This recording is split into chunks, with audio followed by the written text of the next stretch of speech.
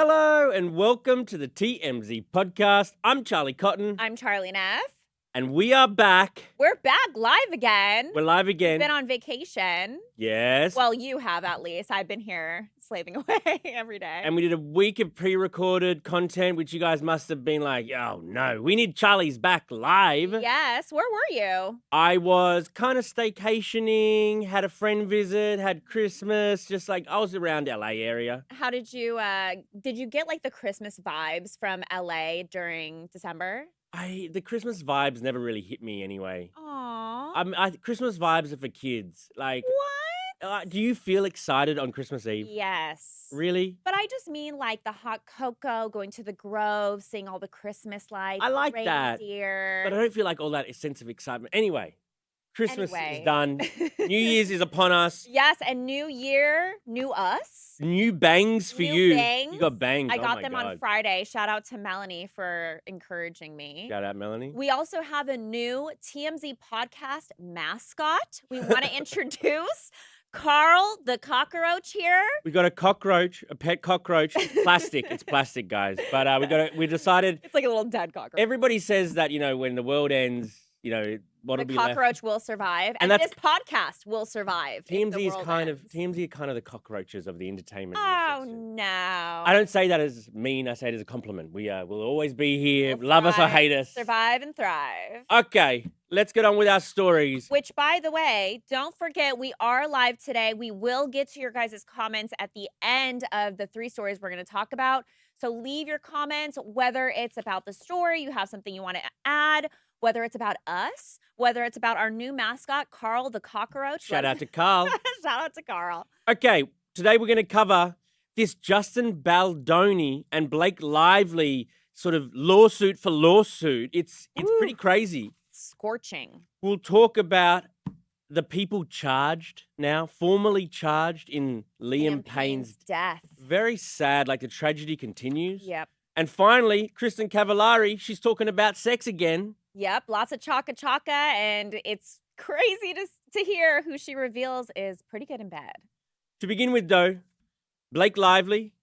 Justin Baldoni. Justin Baldoni. This has been re-energized. Some new bombshell documents came out from Blake's side, basically saying everything from her side that we hadn't heard before. I think before you went on break, kind of the narrative was that Blake was like insufferable. There was all these like interviews that had repopulated of her kind of looking like not a cool girl, and people were really team Justin, and the whole feud about It Ends With Us, the movie that they filmed together. Right. Well, Justin was obviously Blake's co-star and director on the film. And played her abuser in the movie. Right. And then the press tour happened, and something was wrong between the two of them during the press tour. Everyone was asking questions. The way that they were promoting it was very different too. And then this lawsuit is placed by Blake.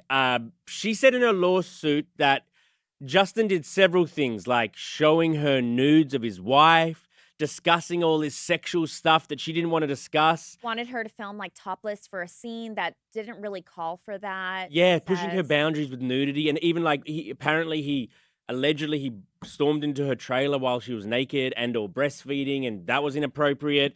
And then basically the big thing is that she says Justin's PR team orchestrated a smear campaign against her. So all the stuff we've been talking about, how she looked like a bitch here, she looked like a bitch there.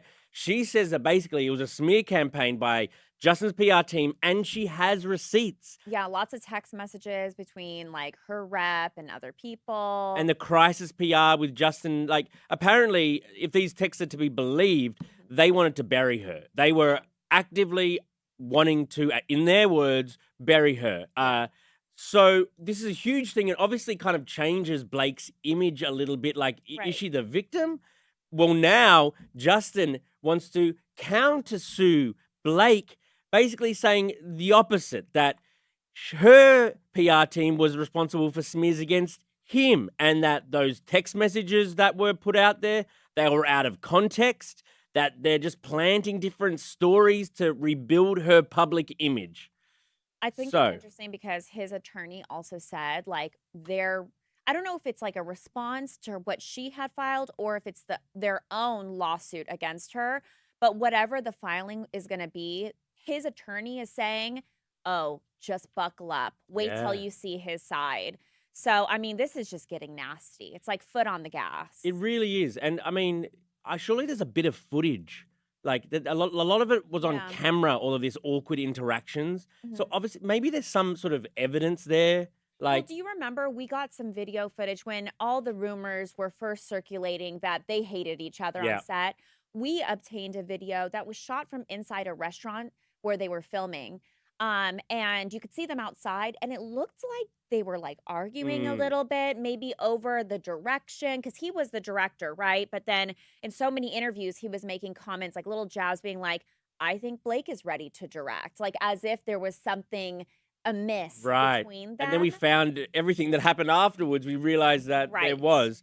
I just think it kind of makes them both look bad. I don't come out of this going, oh, Blake, she really is a saint. I had her wrong all along. You know what I I mean? mean, when you read her side, yeah, a lot of those things were absolutely inappropriate. But Yeah. then at the same time, you look at the interviews, like that kind of, I felt like is what got her canceled, was all these old interviews that Mhm. resurfaced of her kind of seeming like nasty a She little doesn't bit. seem nice and fun and No, and even if, what she says, like his PR team, Crisis PR, they were the ones getting all this going, but I don't know that that's necessarily the case. Like the internet will find dirt on you. You know Mm. what I mean? The internet was the one that, all these trolls and stuff were the ones that kind of found out these old interviews and was like, oh, this is not that great of yeah. her. Yeah. So I mean, time will tell what Yeah. happens with these two legal feud. On to our next story. Several people have been charged in connection with Liam Payne's death. One of them is his good friend Roger Norris, who left Liam at the hotel he was at in Argentina about an hour before he charged to his death. Other people charged have been Brian Pays, a waiter who admitted to using drugs with Liam. Another employee, Ezekiel Pereira, was charged with supplying narcotics. Hotel managers, Gilda and Esteban, have also been charged with Yikes. manslaughter. That's These, insane. I just think this tragedy is getting even more tragic. Like, imagine being his friend, Yeah. traveling around with him. Obviously, he knows that Liam is going through a lot, and he's like a bit of a, he's on the edge a lot sort of guy. And then you leave him for an hour. Something tragic happens. He falls from his balcony. And then you're charged with it, with manslaughter? Yeah, I mean, we don't have the whole like abandonment thing here in the US, but in Argentina, they basically say that if you know that somebody is going through it and you Mm. just leave them knowing that they're in a desperate state, you can be charged with abandonment for leaving somebody when you have a duty as a person to make sure that they're okay and don't harm themselves or other people. And Roger has always maintained his innocence. We did a big documentary. I don't know if you've seen it. If you No. guys haven't seen it, you should go watch it. It's pretty interesting.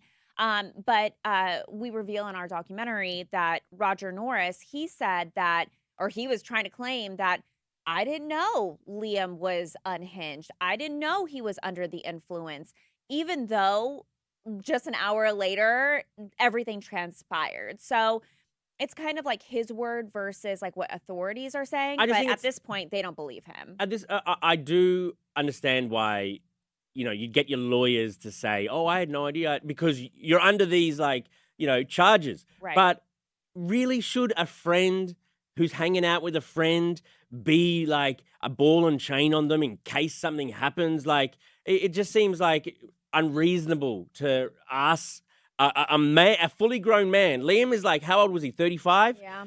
Ask another 35-year-old. You have to be his keeper. And if anything bad happens to him, it's your fault. And so they're holding him on an embargo. He can't leave the country. Maybe he's going to go to prison.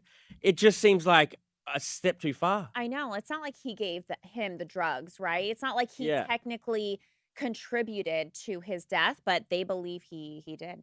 I also feel sorry for the people who did supply him the drugs Why would you feel sorry for drug dealers?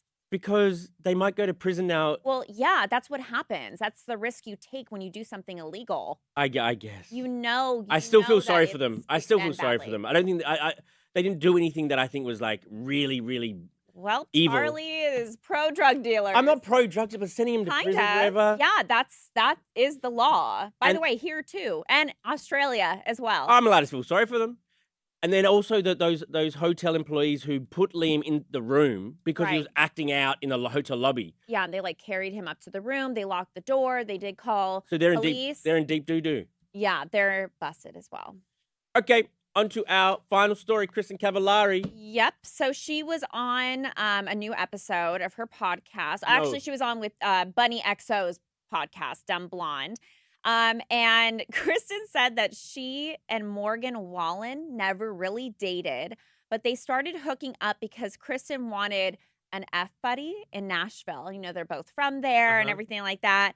And she kind of like plays down the whole thing, but she admitted that he's a great partner when it comes to doing the deed. Right. And she added he has a really big heart, which kind of like is sweet because it makes you think he's like, you know, they do the deed and he's like, can I get you some water? Like, you know, seems like very caring. I think she was doing the whole, you know, he has a really big heart. Oh. I think she was doing that thing. Do you think she sounds like this? Like, oh my God. Like, he has she such sounds a big heart. She sounds a little, you and her do have a few parallels. Do we? Yeah. I mean, we are kind of like the same age. Same age, blonde. I don't talk like that though. No. My voice is a little higher. Hers is down here. Like, oh. She also talked about how, like, so her time with Morgan, she says, was the first time in her life that the guy wasn't completely enamored with her. She says in every other relationship, the guy's been all over her. But in this one, Morgan wasn't at all. And that really kind of drove her crazy and maybe even drove her away because that's not her type. She wants to have control, she says. Well, yeah, I think every girl, for the most part, wants a guy to be all about her. Like, if you're not, it kind of makes you feel like unworthy. But do you want the guy like under your thumb, like, you know, do like a little butler? Yeah. Oh. Yeah. I think it's like, it's a way of like showing love and like admiration. Well, you're a certain sort of someone then. Maybe you and Kristen are the same. Like, I don't think there's a girl out there that's like, I want to sleep with a guy and I don't want him to want me. Like, no, what? I know. That's weird. But a bit of equality. Kristen says she likes to have the upper hand. Some people just like to be on the same playing field. Oof, no. I think the guys always got to show a little more. But a lot of guys might say they want the upper hand over the wife. I can't imagine. Really? You want a girl to be obsessed with you and you're not even into her?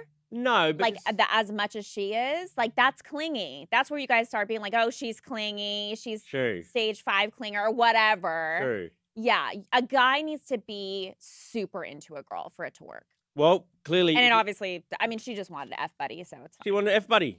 She wanted an F buddy. All right, let's read out some of the comments, Charlie. Okay, so no one had anything to add for the Blake Lively, Justin Baldoni. No one had anything to add for the Blake Lively, Justin Baldoni? I'm surprised. Maybe we're just all waiting for it to play out, and then we can kind of decide. Sure. For the Liam Payne story, Justin said, this is very odd. This is a very odd story to me. It sounds like they're trying to sew everyone and their grandmother to figure out what happened to Liam.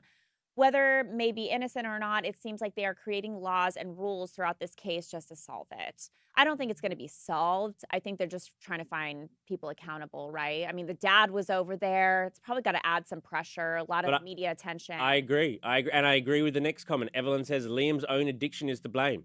No one else. Yeah, I agree with that as well. He definitely is. It's a horrible tragedy. It's a horrible accident. Drug dealers, you got to get them off the street so that something else doesn't happen to other people. Do you not know people that have had drug addictions and you think, like, who's giving these people? I know, but this poor hotel employee who's no not a drug dealer. No, Charlie, if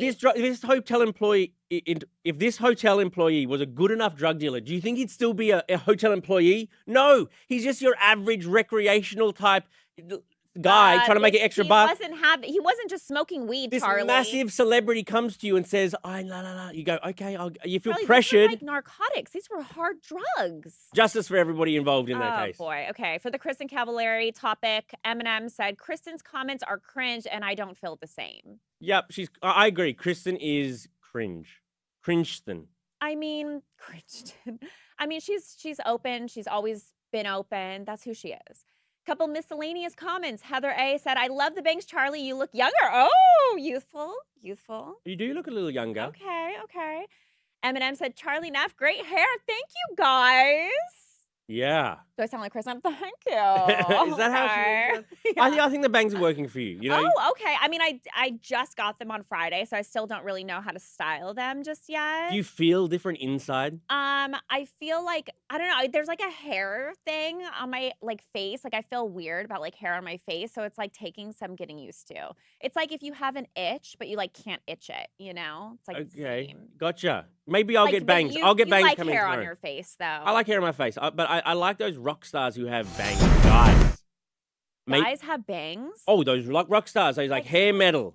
I can't name them, but Like Tommy Lee, you're trying to say has bangs? no, just some of those old rockers. Look it up. They have really cool bangs and long hair. Oh, It's okay, sick. so you're saying I look like a male rocker.